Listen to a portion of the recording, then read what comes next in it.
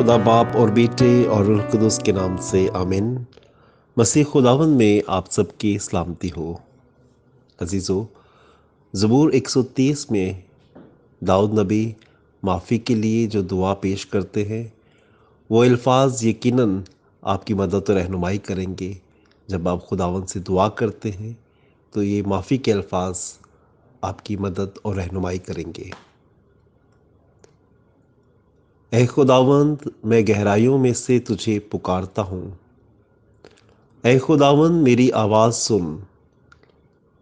मेरी मिन्नत की आवाज़ पर तेरे कान मुतवज्जे हों।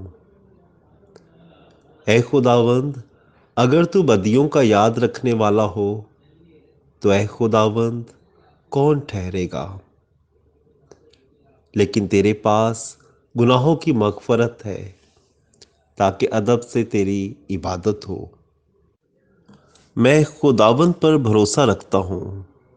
मेरी जान उसके कलाम पर उम्मीद रखती है।